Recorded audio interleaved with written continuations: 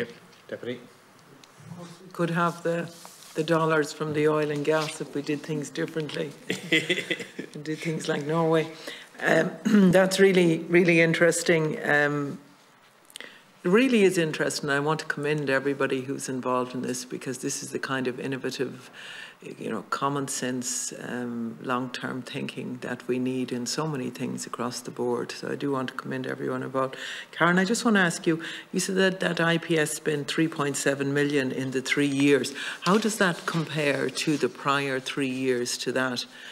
And just how many additional IPS employees have been trained and assigned the role of school officers or additional teaching staff and library officers over the last 3 years of that strategy? Yeah, I don't have, a 3-year by 3-year comparator. Maths is not my strong point. It was not my strong point in school. But I can tell you in 2017 we spent 1.07 million, in 2018 1.16 million.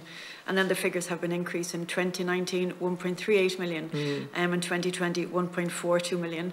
So there's certainly a commitment from our perspective. I think the school officer point is a really, really good point, because I visit our schools very often. And what I hear is that where there's a really good and active school officer who sees themselves as part of the education team, the prison works seamlessly. Because that person is going into the prison and hunting down somebody who should be in class, and really, really, really helpful in terms of making sure people are at school on time, that if people are missing, they're followed up, and people just don't drop out of the prison education system. So we have school officers in the majority of our prisons, with the exception of Limerick Prison. We're currently opening new accommodation in Limerick Prison, and we're looking at a school officer post as part of that provision. In some cases, they're on a back-to-back roster, which I think works less well, I think it's fair to say, where you don't have a consistent person Monday to Friday. But I suppose the difficulty is sometimes it's difficult to fill a Monday to Friday post. Our staff predominantly work on rostered arrangements, and there are premium payments that go with that. So ideally, if we had a 9-to-5 post, but certainly I think there's a really great working relationship between the school officers and the education teams. And I think what's really important then is that the prison management team see the value in education. And I've recently been meeting all of the school principals with the prison governor, and each of the prisons have been doing that over the last 2 months, just to see what are the issues in that prison, what are the blockages, what are the constraints, how we could work better together, and just trying to make sure that everything we can do from a service perspective we're doing to support prison education. And as you say, cultivate the space for hope and the enthusiasm for learning in that when everybody's involved. Just want to ask you, in terms of the 13 education centres, how many of those have been upgraded since 2019? Well, I'd say we've done very little capital work since 2019, just given the limitations in relation to COVID.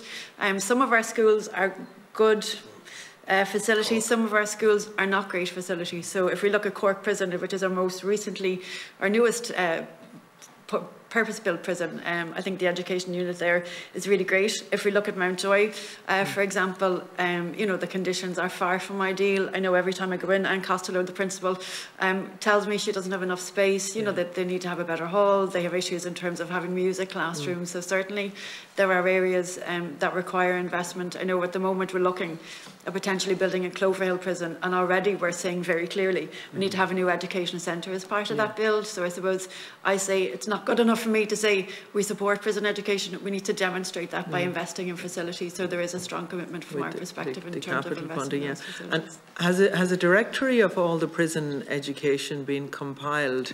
A directory of all that's available across the prison? You do have a directory now. I don't know how up to date it is just at the moment, but we actually do have a directory, and it would regularly be updated. It outlines the subjects that are taught in each centre and the teachers that are. I think it would be good to give it to the committee in that sense. And I just want to finally ask you, just in terms of, you give some really good examples there of successes of people transitioning into employment and into further education and training. Has there been any longitudinal studies done in providing evidence for the correlation between the education, those who have taken up education and training opportunities in the prison population, and those who haven't? in terms We're of having outcomes? conversations with the Central Statistics Office on. They do, you know, quite a very comprehensive study for us in relation to recidivism rates. But we would personally like to be able to track people. So, for example, we've got some really innovative programs. The Red Cross program, for example, we'd love to be able to track how does a person's involvement in that program, which really gives a person a sense of agency within a prison context, which then we hope they can build on when they're released. So we are having those conversations with the Central Statistics Office, and we have a data analyst now assigned to the Prison Service who is part of the data analyst team within the Department of Justice. So it is an area that requires, I think, more research, but certainly there's a huge commitment from our perspective because, you know, we know what doesn't work, but what we'd like to be able to do is be more scientific in terms of what does work so we could focus our attention there. Okay, great, thank you.